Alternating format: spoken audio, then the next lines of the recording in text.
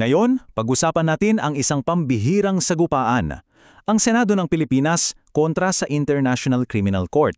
Ito yung kwento kung saan sinusubukang diktahan ng politika ang batas. At alamin natin, mayroon nga bang makikinig? At yan talaga ang pinakatanong sa buong kwentong to.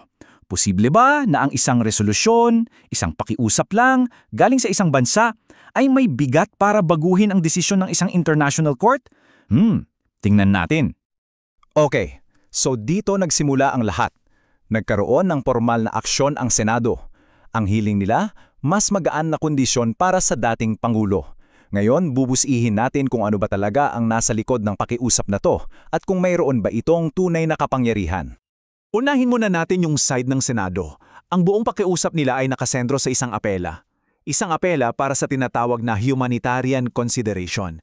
At ang sentro ng argumento nila ay umiikot lang sa isang numero, 80.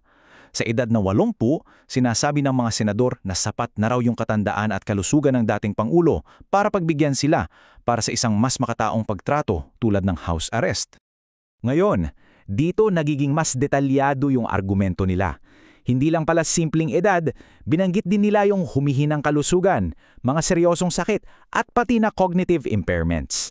At para mas magkaroon ng bigat, ginamit pa nila ang isang International Human Rights Treaty para sabihing karapatan niya ang isang makatao at may dignidad na pagtrato. At eto na, pakinggan natin yung mismong emasyon sa likod nito, galing mismo kay Senator Alan Peter Cayetano.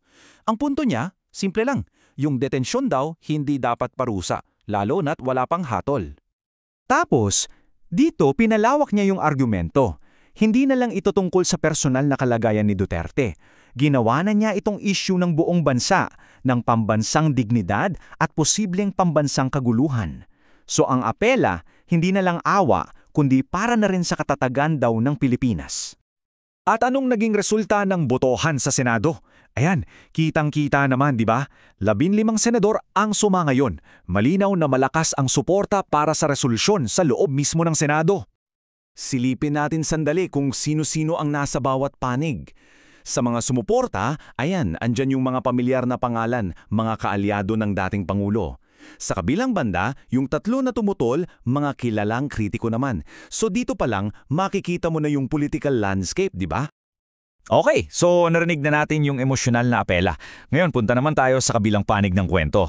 Ano ba ang sinasabi ng batas? Dito napapasok yung malamig na sampal ng realidad. So para malinaw sa lahat, ano ba itong ICC? Mahalagang tandaan to. Independenteng korte yan. Hindi yan ahensya ng gobyerno natin. May sarili silang batas, ang Rome Statute, at hindi sila pwedeng utusan ng Senado o ng kahit sinong politiko. At kahit umalis pa ang Pilipinas, yung jurisdiction nila sa mga krimen na nangyari noong miyembro pa tayo, nananatili. At ang ganda ng analogy na to. Yung resolusyon ng Senado, isipin nyo parang isang malakas na sigaw sa megaphone. Maingay, maririnig ng lahat, may political weight. Pero, hindi yan martilyo ng hukom. Wala yang kapangyarihang magpatao ng desisyon. At dito sa slide na to, kitang-kita yung agwat ng dalawang mundo. Sa isang banda, yung emotional na apela para sa bansa. Sa kabila naman, yung matigas na legal analysis para sa korte. Political noise lang yan. At hindi lang pala ingay, lalo pang tumalas yung kritisismo. Ayon kay Attorney Cristina Conti, baka self-serving pa raw o para sa sariling interes. Bakit kamo? Kasi ilan daw sa mga senador na nagsusulong nito ay posibleng kasama rin sa iniimbestigahan. So imbes na makatulong, baka lalo lang mapakitan ng malakas pa rin ang political influence ng dating Pangulo. Ngayon, ibaling naman natin yung atensyon natin sa isang grupo na parang nakalimutan sa buong usaping ito sa Senado. Yung grupo na nasa sentro mismo ng kaso sa ICC. Sa gitna ng lahat ng debate tungkol sa kalusugan at dignidad ng isang akusado, may isang napaka-critical na boses na tila hindi narinig sa loob ng Senado. Ang boses ng mga biktima. At ito ang kanilang direktang sentimiento. Para sa kanila, para sa mga pamilya ng mga nasawi sa war on drugs, ang pagtuunan ng pansin ang kalagayan ng akusado habang parang binabaliwala ang kanilang mga nawalang mahal sa buhay, hindi lang yun masakit, isa raw itong lantad na insulto. At itong statement na to, grabe, pero ito yung pinakabuod ng moral na argumento laban sa resolusyon. Sinasabi raw nito na mas binibigyan ng halaga ang isang makapangyarihang tao kesa sa libong-libong biktima. Okay, so pagkatapos ng lahat ng politika, ng lahat ng emosyon, ano ba talaga ang titingnan ng ICC? Balik tayo sa facts, sa proseso ng korte. So paano ba talaga magdesisyon ng ICC? Napaka-straightforward ng proseso nila. 3 bagay lang yan. Una, kailangan ng verifikadong medical records, hindi pwedeng sabi-sabi lang. Pangalawa, titingnan nila yung risk, tatakas ba siya o guguluhin yung kaso. At pangatlo at napaka-importante nito, yung interes ng mga biktima. May legal na voices at bigat sila sa korte. So kitang-kita, ibang-iba ang basehan nila sa Senado. At ito na siguro ang pinaka-bottom line. Ang korte, hindi nagpapadala sa emosyon o simpatiya.